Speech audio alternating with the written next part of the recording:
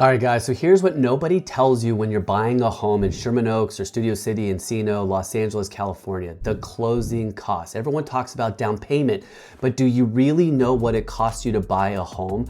I'm gonna go over all the details, all the costs, ways to save money, and to make sure you know what you're doing when it comes time to buy a house and you're hitting the closing table. If you guys love real estate content and you wanna hear more, please like, subscribe, comment below during this video. I'd love to know your thoughts, and it'll help me understand what content you're looking for. All right, guys, I hope you enjoy.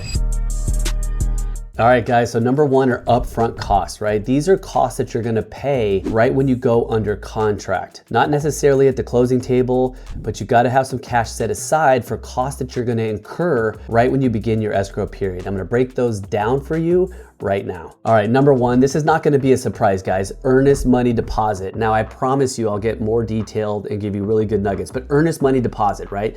So the first thing you're gonna need to do is have a 3% earnest money deposit ready in a cash account so you can transfer it to escrow within 3 business days. Now, depending on the property and the competition, they may want it in 2 days or 1 day. And sometimes you need some time to liquidate money out of a money market account and move it into a liquid checking account so that you can make the transfer to escrow. So keep in mind, you need to have that cash available and the logistics for how you're gonna get that money to escrow. All right, guys, so number 2 is home inspections. Now, we all know home inspections are something, a part of the deal. You're gonna have to have cash for that upfront. But do you guys really know how many home inspections there are for these properties in Sherman Oaks or Studio City, Encino, Los Angeles? There can be a lot of inspections that need to be done on these properties, and it depends on where the property is located. So let's talk about general basic inspections, right? Now, back in the day, we used to do just a general, right? And those used to be $300-400. Now they're $500, $600, $700, $800, $1,000, depending on the size of the house and where it's located. Then you got sewer, termite, chimney, right? So sewer lines are important. Now, back in the day, we didn't always do sewer lines, but today it's become common. A sewer line inspection is incredibly important because you want to make sure the sewer line is not busted.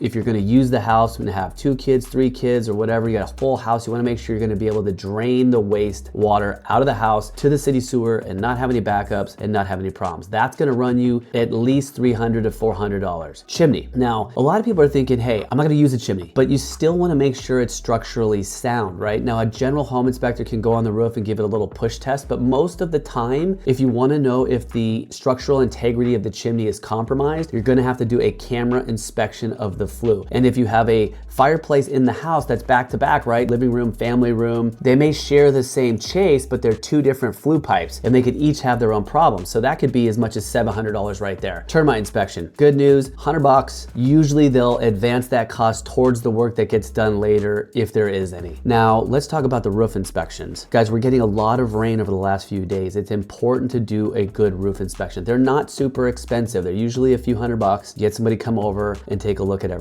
Foundation and drainage. Now look, some of these inspections are a little bit overkill and you're gonna be able to go to your inspector and say, hey, do I need these inspections, etc. But if you are in the hills, you absolutely unequivocally need a foundation and drainage inspection. And arguably you need it for the flats as well, because a lot of these 50s ranch houses, they don't have any gutters. And so there's a lot of water that's been getting into the foundation and there could be cracking and all sorts of stuff, right? So you just wanna make sure that that's nice and tidy and water is being pushed away from the house. And the only real way to know that is to get a drainage contractor or a foundation person to come over and really take a look at stuff. All right, environmental, okay? Now, environmental contaminants like mold or asbestos, now everyone's different. You know, you may be like, let me just see what the home inspector has to say. But the thing is, they don't use a flashlight inspection. A mold or an environmental specialist is gonna go through your house and they're gonna check every inch of every corner with the flashlight and they're gonna look for water stains, water intrusion, any place where there could be some concealed mold growth. And if you're hypersensitive,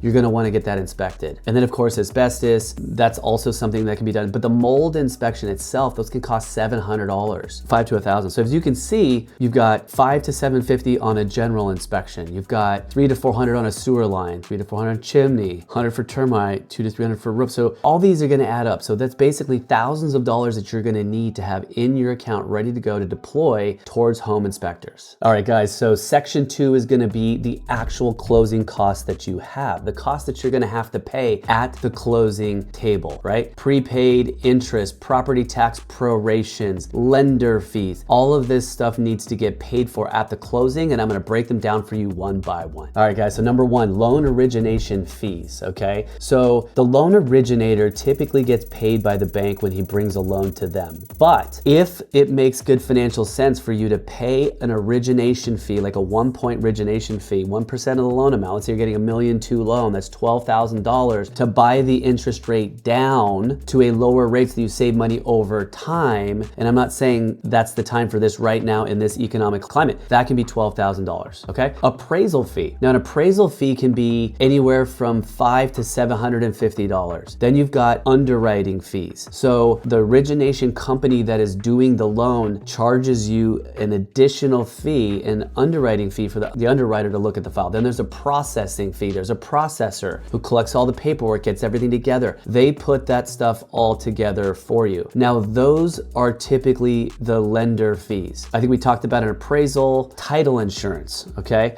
So when you're getting a loan, your lender requires that you get title insurance. That can be several $1,000s, and it's there to protect the lender from any defects or claim from title. Escrow fees, typically $2 per thousand. It also depends on the price range. So you're gonna buy a $5 million house, it could be closer to $1.50 per thousand. If you're gonna buy a $1 million house, it's usually $2 per thousand plus a base of $250. You've got recording fees, homeowner's insurance. Typically the homeowner's insurance policy has to be paid in full at the closing. So guys, think about it. We're in this environment right now where insurance costs are rising, and let's say you're buying a home south of the boulevard, Encino, Sherman Oaks, or Studio City, and you have a home in a high fire zone. You could have a $25,000 insurance policy that they may make you want to pay at the closing. So you gotta be careful and you gotta check on that. Prepaid interest, depending on when you close, you might have to pay some prorated interest, and our property taxes too, right guys? So if you're gonna close escrow and you're gonna buy in the middle of the installment, the seller is already paid for 6 months worth of property taxes. You have to pay them back for the 6 months that they paid in. And in addition, you have to have a little bit of a buffer because there's gonna be a prorated property tax assessment, a bill that comes to you to capture back the difference, right? So if somebody's lived in this house for, let's say, 20 years and their property taxes that they paid in were peanuts, and you paid them back through the close, but your property taxes are based at 1.25% of the purchase price, you're gonna have to write a supplemental property tax check to them after the fact. All right, next, I'm gonna talk about how to save or negotiate costs right now. All right, guys, so here we go. We're gonna talk about shopping your lender. Okay, guys, look, nobody wants to get shopped. If you're a lender and you trust the guy and he's gonna do a good job, stick with them. It's hard to come by these guys. They're gonna be your financial advocate year over year. You don't, saving a few bucks here matters. It's entirely up to you how you do it, but you can shop around and you can compare prices and you can compare closing costs to get the best deal possible. Now, here's another tip. Most of the time when you're buying, the seller is dictating who the escrow company is. Now, what you can do is when the offer's being written, you can say in the counter offer, I would like to stipulate what my escrow fees are going to be, how much per thousand in the counter offer. Then the agents are gonna talk to the escrow, and the escrow is gonna say, fine, I'll lower my fee by 50 cents per thousand and save you a couple grand on the deal. It's worth doing it, and that's how you save money. Review every fee thoroughly. There's a lot of what we call them garbage fees. Like in reality, they're not garbage fees. There's no garbage fees. It's just, did they tell you about them? What is it? Are they willing to knock some off? Pick up the phone and call people. You never know. Credits and adjustments. Now, obviously, when you're buying the house, if you find physical deficiencies through your inspections that you paid $2,000 for, you're gonna be able to recoup some of those costs because you're gonna go back to the seller and say, I want $50,000 off the asking price because of all these things I found. So that's money well spent, okay? Timing and financial strategy. I don't think timing the close really makes a difference. You can talk to the escrow officer about that or do the research online. I mean, if I'm buying a house, I would just buy it and offer like a 21-day close or a 30-day close. I mean, if there's no other offers on the deal and it's just sitting there and you're negotiating, and take all the time in the world to figure out when's the best time for you to close the escrow for prepaid interest and property tax prorations so that you don't have to bring those to the table. All right, guys, so now you know the real costs of buying a home in Los Angeles Angeles, Encino, Sherman Oaks, and Studio City. I'm Alan Taylor. I'm a real estate agent. I've been practicing real estate brokerage in the San Fernando Valley for almost 20 years. I know all the ins and outs. I know what the costs are. I know how to save money on them. Please DM me. Please like, comment, subscribe for more real estate content